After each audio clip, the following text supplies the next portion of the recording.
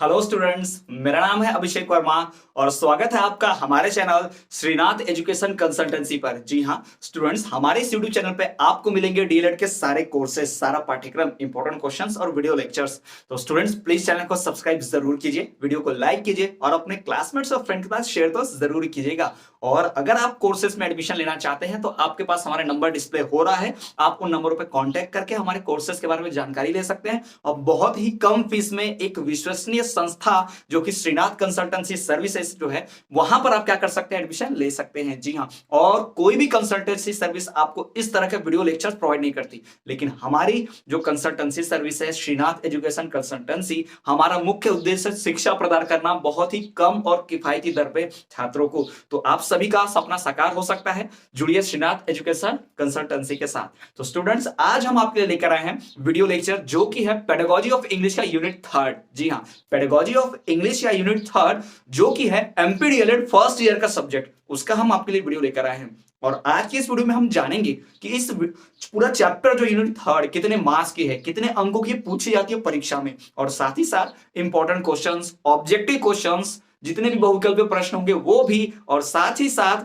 महत्वपूर्ण important question answers DElEd में कैसे लिखे जाते हैं और उनका प्रश्न क्या, उत्तर क्या है, ये सब कुछ हम जानेंगे। तो वीडियो के एंड तक जरूर बने रहिए। चैनल पर नए तो चैनल को सब्सक्राइब कीजिए, वीडियो को लाइक करिए, साथ ही साथ आप हमारे साथ जुड़ना चाहते हैं तो कमेंट भी कीजिए, आपकी बातों को हम आपसे रूबरू होंगे। तो चलिए अब देखते हैं सबसे पहले कि ये जो पूरा चैप्टर है कितने मार्क्स का आता है। तो सबसे पहले जो यूनिट 3 है 15 मार्क्स का। जी हाँ, आप देख पा रहे हैं कि यूनिट 3 जो है ये 15 मार्क्स का टोटल, यानी 15 अंकों का यहाँ से सवाल पूछे जाएंगे। और 15 अंक पेडागोजी ऑफ इंग्लिश में बहुत होते हैं, 70 में से 15 अंक यानी बहुत। अगर 2 यूनिट हम कंप्लीट कर ले तो 30 नंबर यानी पास हो सकते हैं आराम से। ठीक है, तो चलिए देखते हैं।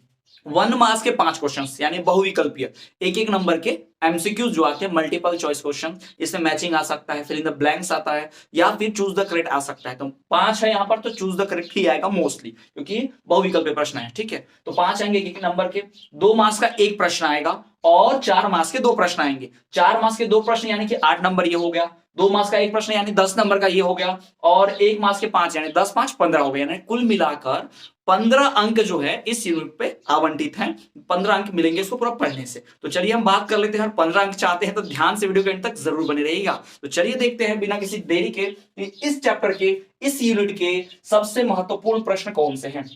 तो सबसे महत्वपूर्ण प्रश्नों की अगर बात शुरू करें तो ये यूनिट 3 जो है क्लासरूम ट्रांजैक्शन प्रोसेस, इसके पहले हम एमसीक्यूज की बात करते हैं, फिर इसके बाद कुछ शॉर्ट क्वेश्चंस की और फिर कुछ लॉन्ग क्वेश्चंस की भी बात हम करेंगे जो इंपॉर्टेंट है, आने वाली परीक्षा के लिए बहुत इंपॉर्टेंट है, उसकी बात हम करेंगे। तो चलिए देखिए यहाँ पर the first one is Kothari commission came in. Kothari commission कब आया था? अब इस बात को ध्यान रख लिया कि कोठारी कमीशन से जुड़ा हुआ सवाल पूछ ही देगा आपको, चाहे लॉन्ग पूछे, शॉर्ट पूछे, या फिर आपको ऑब्जेक्टिव पूछ सकता है। तो कोठारी कमीशन बहुत इंपॉर्टेंट है, ध्यान रखिएगा आप सभी छात्र लोग। ठीक है, देखिए कोठारी कमीशन केम इन 1964, 1964 में। कब आया भारत में कोठारी कमीशन? 1964, 1964 में। ठीक, ध्यान रखिएगा। दूसरा, 3 language formula is given by. ये 3 भाषा का जो फॉर्मूला है, सूत्र है, किसने दिया था? ये भी कोठारी कमीशन ने ही दिया था। जी हाँ, कोठारी कमीशन जब 1964 में बना, सरकार द्वारा एक संगठन, एक ग्रुप बनाया गया जो शिक्षा की बेहतरी के लिए, शिक्षा को सुधारने के लिए वर्क करेगा, काम करेगा, कुछ सुझाव दिया। तो इन्होंने अपना पूरा प्लान बनाया सर्वे करने के बाद और सुझाव दिया कि 3 लैंग्वेज फॉर्मूला होना चाहिए, अर्थात 3 भाषाओं में पढ़ाई होनी चाहिए। जैसा कि आप देखते हो इंग्लिश, हिंदी, संस्कृत होता है हमारी प्रथम भाषा, द्वितीय भाषा, तृतीय भाषा। तो कहीं भी चले जाइए किसी भी राज्य में, वहां पर 3 भाषाओं में पढ़ाया जरूर जाता है। सीबीएसई में देख लो आप, वहां पर हिंदी और संस्कृत और में होते हैं और इंग्लिश तो कंपलसरी होता है। तो इसी प्रकार से 3 भाषा पढ़ाई जानी चाहिए। तो 3 भाषा का फॉर्मूला किसने दिया? कोठारी कमीशन ने। कोठारी कमीशन कब आया है? 1964 में। ये 2 बातें ध्यान रखिए। चलिए बढ़ते हैं तीसरा, role play is an activity for promoting.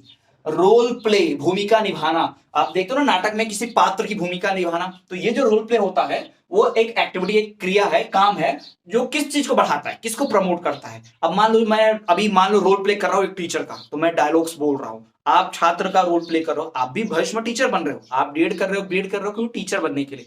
तो आप फिलहाल स्टूडेंट हो, आप स्टूडेंट का रोल प्ले कर रहे हो, मैं टीचर का रोल प्ले कर रहा हूं। ठीक है, तो मैं जो डायलॉग्स बोल रहा हूं आप सुन रहे हो, तो मेरे बोलने से आप सुन के एक सीख रहे हो और फिर आप भी कुछ बोल रहे हो ना, मन में आप कुछ ना कुछ चल ही रहा है आपके, ना कुछ सुन के आप बोल ही रहे हो। तो यही जो है क्या बढ़ाता है, role play is an activity for promoting speaking and listening, बोलने की और सुनने की क्षमता। मैं डायलॉग बोल रहा हूं तो मेरे बोलने की क्षमता डेवलप हो रही है, आप सुन रहे हो तो आपकी सुनने की क्षमता डेवलप हो रही है। तो ये जो रोल प्ले एक्टिविटी है वो क्या बढ़ाता है, स्पीकिंग एंड लिसनिंग, ये छात्रों के लिए है। ठीक, बढ़ते हैं तीसरे चौथे प्रश्न की ओर।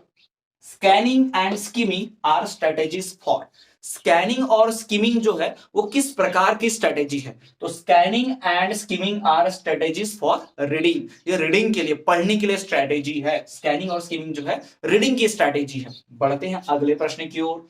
A good paragraph writing in English involves, English में जो पैराग्राफ लिखा जाता है, पूरा पैराग्राफ लिखते हैं ना आधे पेज का, तो वो जो पैराग्राफ लिखा गया उसमें क्या क्या इन्वॉल्व होगा। पैराग्राफ आप लिख रहे हैं तो साफ सुथरे अक्षरों में लिखना पड़ेगा, 6 पेज का ऐसे थोड़ी लिख रहे हैं, 4 पेज का ऐसे नहीं लिख रहे ना, हाफ पैराग्राफ लिख ले। तो एक पैराग्राफ को तो भाई सुंदर साफ सुथरा दिखाना पड़ेगा ना, तो वो क्या होना चाहिए, उसके अंदर आइडियाज होने चाहिए, उसका प्रेजेंटेशन साफ सुथरा सुंदर दिखना चाहिए, काट छाट नहीं होनी चाहिए उसमें, है ना, राइटिंग सुंदर अक्षर होनी चाहिए। तो एक good paragraph writing in English involves, English में एक गुड पैराग्राफ जब लिखते हैं तो उसमें क्या क्या होता है, आइडियाज होते हैं, प्रेजेंटेशन होता है, साथ ही साथ इसमें कोहेरेंस और करिकुलम भी होता है, लेकिन वो आप याद नहीं भी रखे तब भी चलेगा। दो चीजें याद रखिए, ideas and presentation. Good English paragraph involves idea and presentation. बढ़ते हैं अगले प्रश्न की ओर कि इंडिया इज ए, भारत एक कैसा देश है। देखिए भारत में ढेर सारी भाषाएं बोलने वाले लोग रहते हैं, बहुभाषा, बहुसंस्कृति, अलग अलग प्रकार की संस्कृति है। देखिए गुजरात में गुजराती खाना, गुजराती पहनावा, गुजराती डांस, है ना, गुजराती भाषा।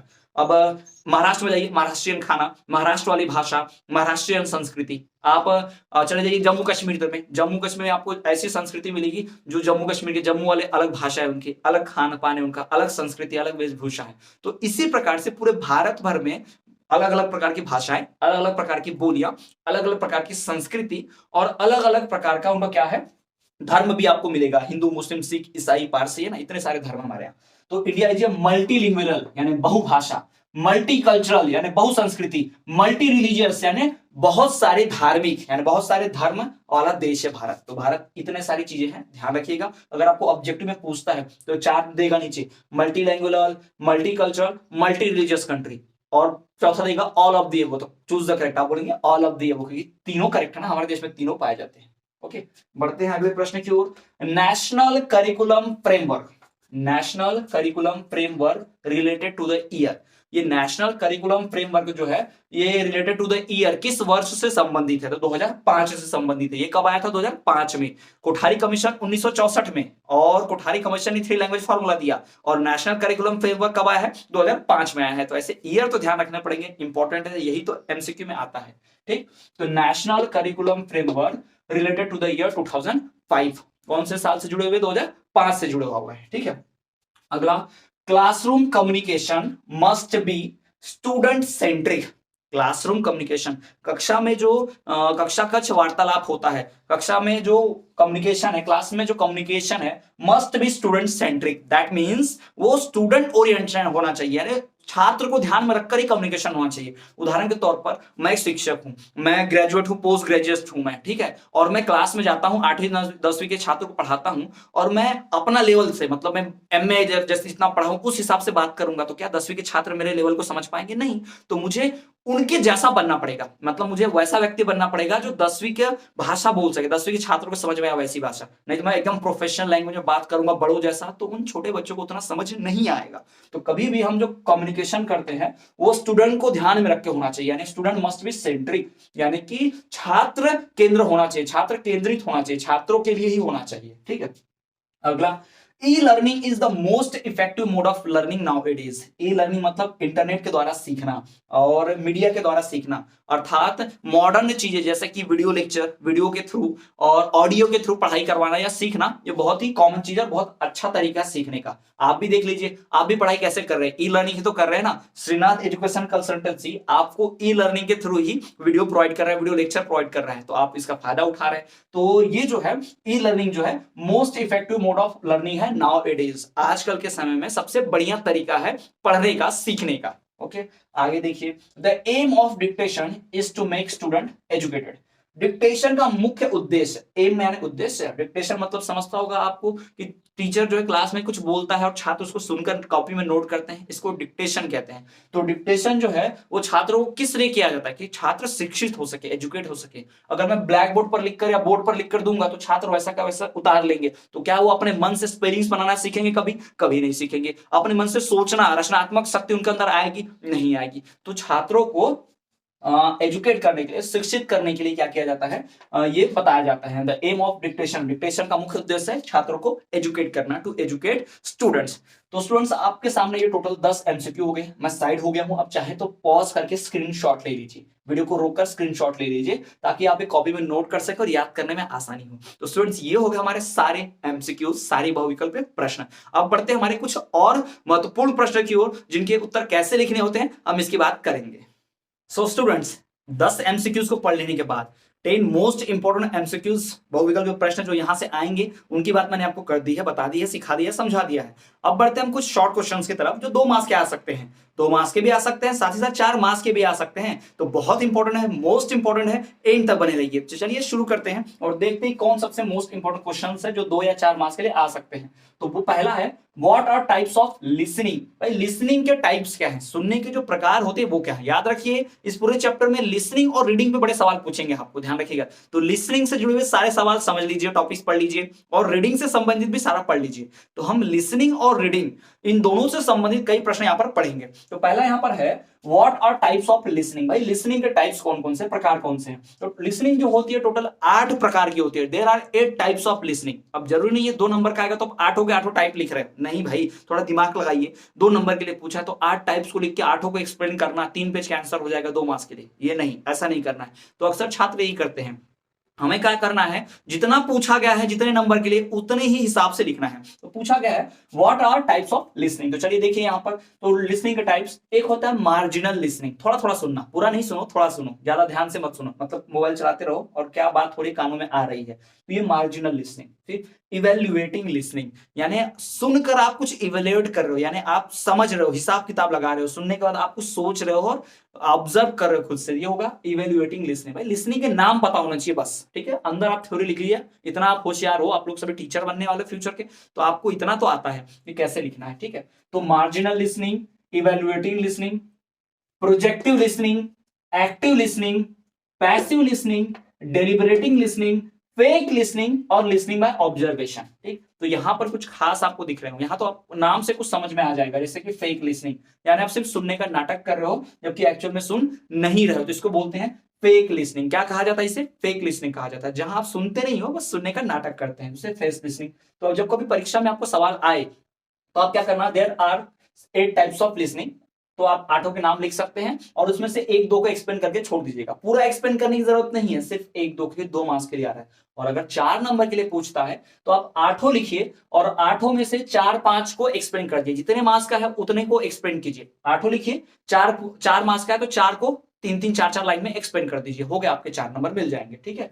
तो ये आपको ध्यान रखना है। Marginal listening, evaluating listening, projective listening, active listening, passive listening, deliberating listening, fake listening, listening by observation, है ना। ऑब्जर्वेशन करके सुनना, पहले देख लो, परख लो, उसके बाद किसी चीज को देख लो, फिर कोई व्यक्ति उसको डिक्टेट करे, ठीक है।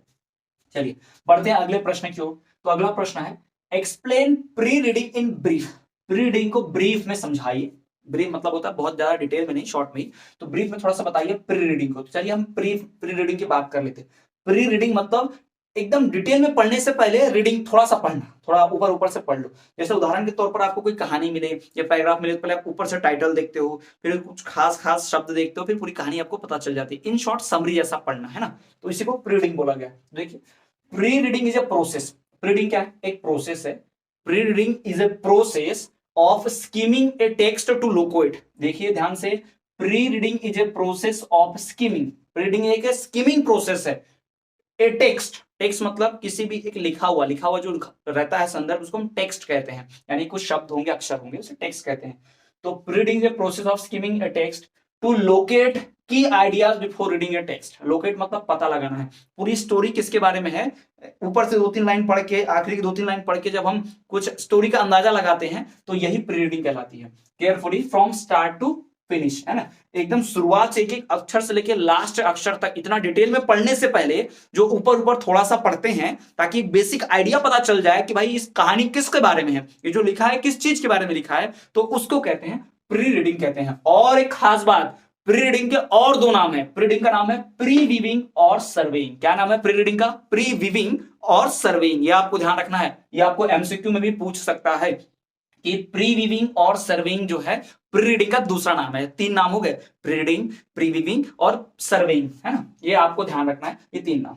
तो अगले बढ़ते हैं नेक्स्ट क्वेश्चन की तरफ। तो अगला क्वेश्चन है explain various type of reading. मैंने कहा था लिसनिंग और रीडिंग पे बड़े सवाल पूछेंगे, तो explain various types of reading in post primary classes. जी हाँ, पोस्ट प्राइमरी क्लासेस में आपको वेरियस टाइप्स ऑफ रीडिंग को समझाना है कि प्राइमरी क्लासेस जब खत्म हो जाती हैं, यानी उसके ऊपर चौथी पांचवी के ऊपर, ठीक है, तो उस पोस्ट प्राइमरी क्लासेस में जो रीडिंग है उसके टाइप्स को बताइए, किस प्रकार से पढ़ा जाता है। एक तो आपने देखा होगा लाउड रीडिंग, यहाँ पर there are 6 types of reading, ठीक है। पोस्ट प्राइमरी क्लासेस में क्या होता है, 6 टाइप की रीडिंग होती है। एक्चुअल में रीडिंग 6 टाइप की ही होती है, ठीक है। तो 6 टाइप की रीडिंग जो यहाँ पर दी गई है उसकी बात करेंगे। पहला होता है लाउड रीडिंग। भाई लाउड रीडिंग मतलब चिल्ला के पढ़ना। जो आप छात्र को देखा आपने नर्सरी के KG1 के छात्र पोएम मैडम, जो छोटे शिक्षक होते हैं छोटे बच्चों को, वो एक पोएम की लाइन बोलते हैं और छात्र उसको दोहराते हैं, तो ये लाउड रीडिंग है। अब लाउड रीडिंग के फायदे हैं कि वो हमारे कानों में गूंजता है, रट जाता है, लेकिन किंतु नुकसान भी है कि इससे साउंड होता है और ध्यान नहीं लगा सकता, हमारी वजह से दूसरे डिस्टर्ब होते हैं, है ना। एनर्जी ज्यादा वेस्ट होती है बोलने में, इसके नुकसान भी है। फिर साइलेंट रीडिंग। साइलेंट रीडिंग जो है वो मौन रहकर चुपचाप पढ़ना, जैसे आप और मैं, हम लोग ऐसा करते होंगे। बड़े होने पर हम लोग क्या करते हैं, कॉपी को चुपचाप देखते रहते हैं, लाइन बाय लाइन पढ़ते रहते हैं, तो ये हो गया साइलेंट रीडिंग। तो साइलेंट रीडिंग के फायदे ये है कि साइलेंट रीडिंग में कोई डिस्टर्ब नहीं होगा, एनर्जी वेस्ट नहीं होगी और फास्ट पढ़ पाऊंगे। बिना बोले तो फास्ट पढ़ते हैं ना। और इसका एक नुकसान भी है क्या, कि मन में आप गलत पढ़ रहे हो कि सही पढ़ रहे हो पता कैसे चलेगा। उदाहरण के तौर पर मैं आपको कहूँ कि पढ़ो, तो आप मन में क्या पढ़ रहे हो, मन के अंदर में साइलेंट होके हमें पता ही नहीं चल रहा, प्रोनाउंसिएशन स्पेलिंग कुछ भी गलत होगी पता नहीं चलेगा। तो इसका नुकसान और फायदा दोनों है। आगे देखिए इंटेंसिव रीडिंग। इंटेंसिव मतलब होता है भाई डिटेल में, एकदम ध्यान, गहन ध्यान लगा के पढ़ना, डिटेल में पढ़ना, डूब जाना उसमें, तो ये होता है इंटेंसिव रीडिंग। उसके बाद है एक्सटेंसिव रीडिंग, यानी ऊपर ऊपर से पढ़ना, डिटेल में ज्यादा नहीं जाना, बस ऊपर ऊपर से पढ़ लीजिए और पूरी जानकारी ले लीजिए, तो ये एक्सटेंसिव रीडिंग। फिर आता है सप्लीमेंट्री रीडिंग, यानी आधी अधूरी पढ़ाई करना, आधा आधा पढ़ना, इसको बोलते हैं सप्लीमेंट्री रीडिंग। और छठवां जो है लाइब्रेरी रीडिंग। और लाइब्रेरी रीडिंग को आप जानते होंगे बहुत बढ़िया से, लाइब्रेरी रीडिंग को आपने देखा होगा, लाइब्रेरी में बैठ के लोग कैसे पढ़ते हैं, उस वक्त पढ़ते पढ़ते नोट्स भी बनाने होते हैं लाइब्रेरी में, है ना। तो लाइब्रेरी रीडिंग वहां साइलेंस मेंटेन करना होता है। तो there are 6 types of reading. Reading के कितने टाइप्स होते हैं? 6 टाइप्स होते हैं, loud reading, silent reading, intensive reading, extensive reading, supplementary reading और library reading. I am sure कि आपको यहीं पर याद हो जाएगा, वीडियो को ध्यान से देखेंगे तो यहीं आपको याद हो जाएगा। एक दो बार बैक करके देख लेंगे, आराम से याद हो जाएगा। 5 मिनट ऐसे बैक कर लो, 10 सेकंड ऐसे बैक कर लो, टाइप करके आप देख सकते, पूरा याद हो जाएगा। तो ये हो गया रीडिंग के टाइप्स। अब पढ़ते हैं अगले प्रश्न की ओर। तो अगला प्रश्न है what is reading, right AIIMS of teaching reading. Reading क्या होती है और एम्स ऑफ टीचिंग रीडिंग, यानी रीडिंग सिखाने के जो लक्ष्य हैं उनको बताओ, ठीक है। तो भाई रीडिंग का मतलब क्या होता है? पढ़ना। दिए गए टेक्स्ट को रीड करना क्या कहलाता है? रीडिंग। और इसमें हम लिखे गए आइडियाज, थॉट्स को समझते हैं, एक्सप्लेनेशन उसका हम लेते हैं। साथ ही साथ इसका मकसद क्या है? दूसरे से कम्युनिकेशन कर पाना, दूसरे के थॉट्स को जान पाना, नॉलेज गेन कर पाना, दूसरों को सिखा पाना, एजुकेट हो पाना, ये सब इसके एम है। तो ये मैंने क्वेश्चन बता दिया। यहाँ पर मैं आपको आंसर लिख के नहीं बता रहा हूँ क्योंकि आसान है, आपको इतना तो खुद से लिखते आना चाहिए। कॉपी में देखिए, बुक में पढ़िए और साथ ही साथ आप इसका आंसर प्रिपेयर कीजिए। तो आपको इतना पता होना चाहिए आइडिया। मैं जनरल आइडिया देता हूँ कि लिखना कैसे है, अब क्या लिखना है वो आप देखिए, आप शिक्षक हैं तो आप इतना जानते होंगे। तो स्टूडेंट्स ये 3 मोस्ट इंपॉर्टेंट क्वेश्चन हो गए जो 2 और 4 मार्क्स के लिए पूछे जा सकते हैं, इस बात को ध्यान में रखना है, ठीक है। बहुत इंपॉर्टेंट क्वेश्चन है, मोस्ट इंपॉर्टेंट क्वेश्चन है, फुल चांसेस के इनमें से ही आएगा। तो स्टूडेंट्स ये देखिए पूरा क्वेश्चन। अब बढ़ते हम अपने नेक्स्ट क्वेश्चन की ओर। सो स्टूडेंट्स चलिए हम बढ़ते हैं हमारे कुछ और भी मोस्ट इंपॉर्टेंट क्वेश्चंस की तरफ जो कि बहुत इंपॉर्टेंट है। और ये क्वेश्चंस लॉन्ग में आने की संभावना बहुत ज्यादा है कि आपको 4 मार्क्स के लिए पूछ दे, इसके चांसेस बहुत ज्यादा है। तो बहुत इंपॉर्टेंट क्वेश्चंस है। चलिए शुरू करते हैं कि कौन से इंपॉर्टेंट क्वेश्चंस है। स्टूडेंट्स इन इंपॉर्टेंट क्वेश्चंस की बात अगर हम करें तो इन इंपॉर्टेंट क्वेश्चन में एक नया इंपॉर्टेंट क्वेश्चन है, what are the methods of teaching reading in English. English में रीडिंग पढ़ाना यानी कि इंग्लिश भाषा को पढ़ना सिखाने के लिए कौन से तरीके इस्तेमाल किए जाते हैं? Which methods are used, which methods are used to teach reading in English. Question पहले ध्यान से समझिए। अक्सर स्टूडेंट्स क्या करते हैं कि उन्हें जो आता है वो लिखाते हैं एग्जाम में, लेकिन मैं बार बार अपने छात्रों से कहता हूं, जब अपने कोचिंग स्टूडेंट स्कूल में पढ़ाता हूं तो मैं अपने छात्रों से यही कहता हूं कि आपको वो नहीं लिखना है जो आपको आता है, आपको वो लिखना चाहिए जो पूछा गया है। पूछा क्या गया है कि टीचिंग रीडिंग, यानी रीडिंग पढ़ाना किस मेथड से पढ़ाते हैं इंग्लिश में, इंग्लिश पढ़ना कैसे सिखाना है, ये मेथड पूछा। ये नहीं पूछा कि रीडिंग का मेथड पूछा है भाई, सिर्फ रीडिंग नहीं, रीडिंग सिखाने का मेथड पूछा, वो भी इंग्लिश का। तो ध्यान रखिए, जिस प्रकार सवाल पूछा है उसी प्रकार जवाब देना होता है, तब पूरे में से पूरे नंबर मिलते हैं। अक्सर लोग बोलते हैं, आपने सुना होगा छात्रों को, या आपने भी फील किया होगा कि आप में एग्जाम में लिखकर आए पूरा, लेकिन आपको मार्क्स पूरे नहीं मिल रहे हैं। तो उसका कारण क्या है? यही कि जो पूछा था आपने उस संदर्भ में, उस एस्पेक्ट में नहीं लिखा, इसलिए पूरे 5 में से 3 ही नंबर मिले होंगे, या 2 ही मिलेंगे, 4 ही मिले होंगे, पूरे नहीं मिले। तो याद रखिए, आपको वो नहीं लिखना होता है जो आपको आता है, आपको वो लिखना क्या होता है जो एग्जाम में पूछा गया है, प्रश्न पत्र में पूछा गया है। तो यहां पूछा गया है what are the methods of teaching reading in English. English में रीडिंग पढ़ाने का एक मेथड बताइए, कैसे इंग्लिश पढ़ना सिखाते हैं।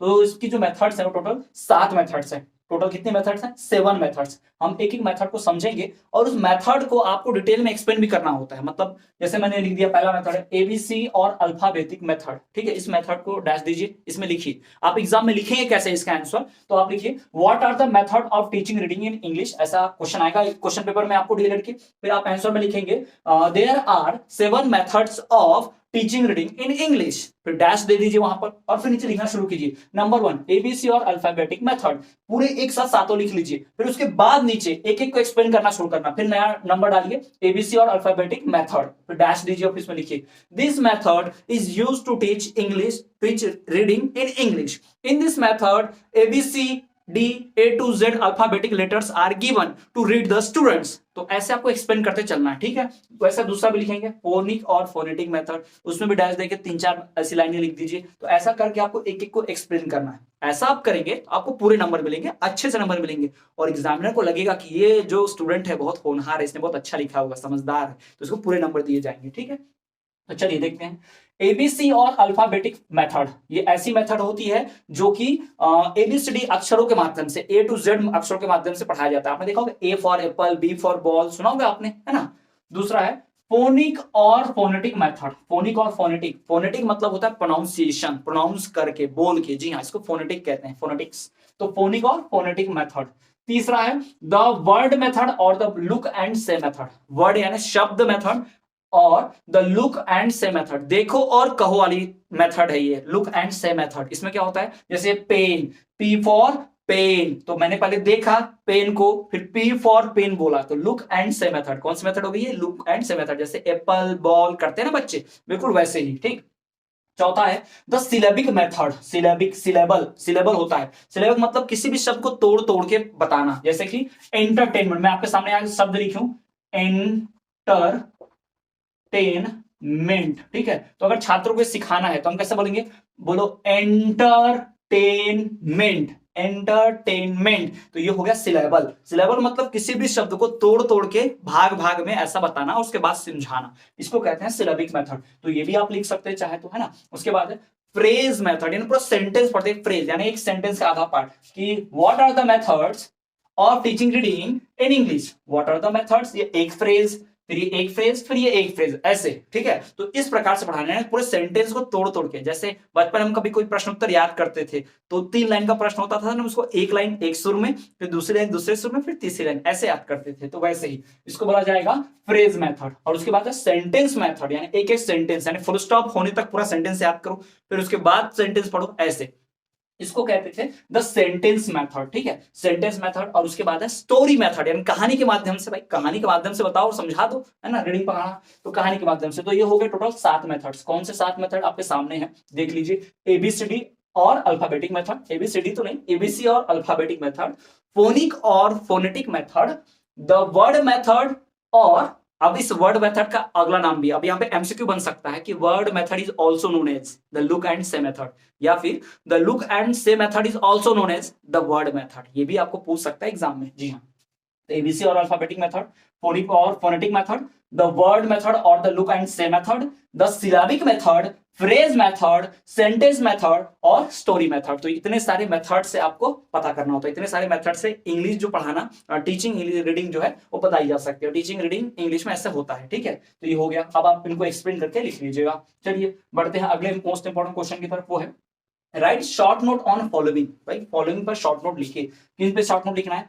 फ्लैश कार्ड के ऊपर शॉर्ट नोट लिखना है, पिक्चर्स के ऊपर शॉर्ट नोट लिखना है, फ्लो चार्ट के ऊपर लिखना है और लैंग्वेज गेम्स के ऊपर लिखना है। इन चीजों के ऊपर देखिए, अभी चारों आपको जो दिख रहे हैं, flash card, pictures, flow chart, language games, ये सब बच्चों को पढ़ाना सिखाने का तरीका है। जी हाँ, बच्चों को सिखाने का तरीका है, ये शिक्षक इस्तेमाल करते हैं। इसको अधिगम सामग्री कहते हैं, टीचिंग एड्स बोलते हैं इसको, ठीक है। मटेरियल, टीचिंग मटेरियल है। फ्लैश कार्ड क्या होता है? कार्ड के ऊपर बना होता है। जैसे आपने देखा होगा ऑनलाइन क्लासेस में छोटे छोटे बच्चों को उनकी मैम कैसे पढ़ा रही थी, वो बड़ा सा एक चार्ट पेपर ए लिखा रहता था बड़ा सा और बाजू में एप्पल, तो बच्चों को दिखाती थी मैम, ये देखो ए फॉर एप्पल। तो ऑनलाइन में टीचर से पढ़ाते थे। तो ये फ्लैश कार्ड होता है। फ्लैश कार्ड मतलब जिसको फ्लैश यानी सामने दर्शाया जाएगा, दिखाया जाएगा, एक कार्ड पर कुछ चित्र या फिर लेटर बना होगा जिसको देखकर सुनकर समझकर छात्र सीखेगा। ये छोटे बच्चों के लिए होता है जनरली फ्लैश कार्ड। फिर आता है पिक्चर्स। पिक्चर मतलब चित्र देख के, चित्र छोटे क्लास में भी और बड़े क्लास में भी। छोटे क्लास में बच्चे को एप्पल दिखाएंगे और बच्चे से पूछेंगे बताओ बच्चा ये क्या है, तो बोलेगा एप्पल, लेटर नहीं लिखा होगा, सिर्फ पिक्चर। और बड़ी क्लासेस में हमको एक फोटो दिखाई जाती है और उससे हमको कहानी लिखनी पड़ती है, स्टोरी राइटिंग, है ना, ऐसा पूछा जाता था सवाल। तो पिक्चर्स। फिर है फ्लो चार्ट। फ्लो चार्ट आप समझते हो, यानी एक स्टेप लिखा, फिर एरो देके नीचे दूसरा, फिर तीसरा, फिर ऐसा, यानी ऐसा होगा। यानी पहले राजा आया, फिर राजा जो है उसने वॉर लड़ा, यानी लड़ाई लड़ी, वॉर के बाद फिर राजा जो है जीत गया, वोन, और फिर राजा जो है रूल करने लग गया, ठीक है। तो ये हो गया फ्लो चार्ट, एक के बाद एक ऐसा सिखाना, इसको फ्लो चार्ट कहते हैं, ठीक है। इंग्लिश में फ्लो चार्ट कहलाता है, ठीक है। तो ऐसा पढ़ाया जाता है। जनरली मैं सोशल स्टडी जब बच्चों को पढ़ाता हूँ अपने क्लासेस में, कोचिंग क्लासेस में, तो उनको मैं ऐसे ही पढ़ाता हूँ फ्लो चार्ट के थ्रू। पूरी कहानी उनको याद रहती है, एक के बाद एक एक स्टेप क्या क्या है, तो जल्दी रिवीजन भी हो जाता है, याद भी रहता है अच्छे से। उसके बाद है लैंग्वेज गेम्स। तो लैंग्वेज गेम्स क्या है? यानी भाषा का जो कोई खेल खेलना हो, भाषा वाला, यानी कोई इतना ही बोलेगा, कोई उतना ही बोलेगा, कोई ये भाषा बोलेगा, कोई ये भाषा बोलेगा, यानी भाषा से संबंधित कोई गेम खिलाना हो, है ना। तो इस प्रकार की चीजों से ही क्या करते हैं, लर्निंग, लिसनिंग, रीडिंग, यानी बच्चों को सिखाने का बढ़िया तरीका है, इंटरटेनिंग तरीका है, एक्टिविटी है, ये गतिविधि है, कक्षा कक्ष गतिविधियों में आता है, ठीक है। तो इस तरह की गतिविधियां करके सिखाई जाती है। तो इनके ऊपर शॉर्ट नोट लिखने आ सकता है, तो इनकी सबकी आपको जानकारी होनी चाहिए। मान लो अगर सवाल नहीं भी आता एग्जाम में, तो इनके मदद से ना कई सारे सवालों को हल कर सकते हैं आप। डीलर के कई सारे सवाल इन टॉपिक्स को पढ़कर ही हल कर पाएंगे, ठीक है। बढ़ते हैं अगली तरफ। तो अगला जो है, what are the methods of teaching writing. Writing पढ़ाने का मेथड क्या है? What are methods of teaching writing. Writing मतलब लिखना सिखाने का क्या मेथड होता है? तो देखिए, पहला है किंडरगार्टन मेथड। किंडरगार्टन मेथड में क्या होता है, एक डब्बा रहता है, डब्बे में कई सारे शेप रहते हैं, यानी सर्कुलर, ट्रायंगल, पिरामिड। देखा होगा बच्चे ना खेलने का जो उनका रहता है खूब सारा सामान, किंडरगार्टन यानी कि आंगनवाड़ी में देखा होगा आपने ना। तो चीजों को देखकर सीखते हो, सी बना रहता है बड़ा सा, ए ऐसा बना रहता है बड़ा सा, तो उन चीजों को देखकर वो सीखते हैं। बॉल, बैट, रिंग ऐसा रहता है ना, तो वो किंडरगार्टन मेथड है। दूसरा है ट्रेसिंग मेथड। ट्रेसिंग मेथड क्या होता है? उंगली रख के ऐसे पढ़ना, उंगली रख के, जहां पढ़ते से उंगली रखते हो पढ़ते चलो, इसको ट्रेसिंग मेथड कहते हैं, ठीक है। क्या कहते हैं इसे? Tracing method. तीसरा है फ्री इमिटेशन। फ्री इमिटेशन मतलब कॉपी करना, फ्री इमिटेशन मेथड। आपने देखा छोटे बच्चे की बुक में मैम ऐसा बना देती थी और छात्रों को नीचे ऐसा ऐसा ही कॉपी करना रहता था बचपन में, है ना। बचपन में हम सब ने भी किए होंगे, एक के नीचे को ऐसे कॉपी करते रहो, तो इसको फ्री इमिटेशन मेथड कहते हैं, ठीक है, फ्री इमिटेशन मेथड। उसके बाद है FC French method. FC French method चौथी मेथड जो है राइटिंग लिखना सिखाने का, एफसी फ्रेंच मेथड। इस मेथड के हिसाब से छात्रों को क्या किया जाता था कि पहले हवा में मूवमेंट बनाकर दिखाओ, सी ओ ए ऐसा। तो इस प्रकार की चीजें जो सिखाई जाती हैं ये एफसी फ्रेंच मेथड में। एफसी फ्रेंच मेथड में पहले हाथों के मूवमेंट से कुछ डायग्राम बनाकर दिखाओ, छात्रों को सिखाओ, उसके बाद कॉपी में बनाना सिखाओ, चौक से या फिर पेंसिल से, ठीक है। तो ये इस प्रकार की मेथड्स अपना के क्या किया जाता है, बच्चों को लिखना सिखाया जाता है, राइटिंग सिखाई जाती है, ठीक है। बढ़ते हैं अगले की तरफ। Right 4 objectives of silent reading. भाई साइलेंट रीडिंग के 4 ऑब्जेक्टिव यानी मकसद लिखिए। साइलेंट रीडिंग क्या होती है? तो शांत रहकर चुपचाप पढ़ना, इसको क्या बोलते हैं? Silent reading. साइलेंट रीडिंग में हम एनर्जी वेस्ट नहीं करते, ठीक है। साइलेंट रीडिंग में हमें पूरे इन्वायरमेंट का ख्याल रखना पड़ता है, कोई किसी और को डिस्टर्बेंस ना हो। साइलेंट रीडिंग में हमारी स्पीड बढ़ जाती है पढ़ने की, हम फास्ट पढ़ सकते हैं, मन के मन में पढ़ेंगे तो फास्ट पढ़ेंगे, जबकि हम बोल के पढ़ेंगे तो समय लगेगा, एनर्जी भी वेस्ट होगी। ठीक, तो फॉर ऑब्जेक्टिव साइलेंट रीडिंग क्यों करनी होती है? फर्स्ट ऑफ ऑल कि एनर्जी बचे, सेकंड स्पीड बढ़ जाए, तीसरा एक्यूरेसी आ जाए, चौथा कि किसी को डिस्टरबेंस ना हो, और साथ ही साथ स्पीड ज्यादा बढ़े और ज्यादा नॉलेज गेन किया जाए, और साइलेंट रीडिंग ज्यादा इफेक्टिव है, ज्यादा समय तक याद रहती है। तो ये इसके 4 ऑब्जेक्टिव आप लिख सकते हैं। अगला question, right qualities of good oral reading. Good oral reading यानी कि मौखिक जो पढ़ना रहता है उसकी क्वालिटीज क्या है?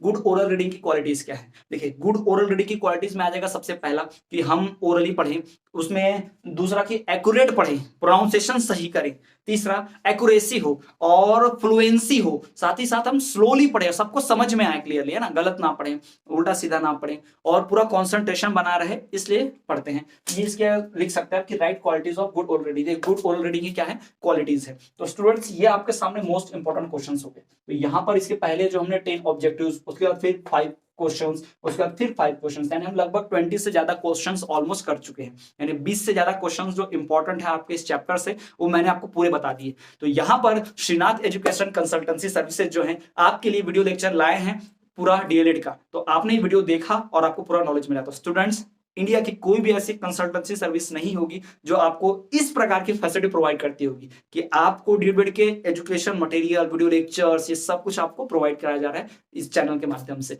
तो हमारे साथ जुड़िए, और आपके जो भी पहचान में, आपके कांटेक्ट में और स्टूडेंट्स होंगे जिनके आप एडमिशन डीएलएड में कराना चाहते हैं, जो आसानी से इस तरह से पढ़ के अच्छा गेन कर पाए और भविष्य में शिक्षक बनने की उनकी जो अभिलाषा वो पूरी हो जाए, उनके लिए जरूर कांटेक्ट कीजिए श्रीनाथ एजुकेशन कंसल्टेंसी से और उनका एडमिशन कराइए। बहुत ही सावधानी पूर्वक अच्छे तरीके से यहाँ पढ़ाई करवाई जाएगी, और साथ ही साथ परीक्षा में अच्छे परिणाम भी हासिल होंगे। और हमारे कई छात्रों ने हमारी सर्विसेज के साथ जुड़कर बहुत सफलता हासिल की है परीक्षा में, और अच्छे अच्छे पदों पर पहुंचे हैं। तो स्टूडेंट्स, जुड़े रहिए श्रीनाथ एजुकेशन कंसल्टेंसी के साथ। मिलते हैं आपसे अगले वीडियो में, तब तक के देखते रहिए हमारा चैनल को सब्सक्राइब जरूर कीजिए, वीडियो को लाइक कीजिए, और साथ ही साथ बेल नोटिफिकेशन कॉल पर रख दीजिए, ताकि जब भी कोई नई वीडियो आएगी तो उसकी नोटिफिकेशन आपको सबसे पहले मिल जाए। और कमेंट भी कीजिए ताकि हम आपको रिस्पॉन्स दे पाए कि आप क्या चाहते हैं, किस प्रकार के वीडियो चाहते हैं। तो स्टूडेंट्स, आज की वीडियो में इतना ही। देखते रहिए और जुड़े रहिए श्रीनाथ एजुकेशन कंसल्टेंसी के साथ।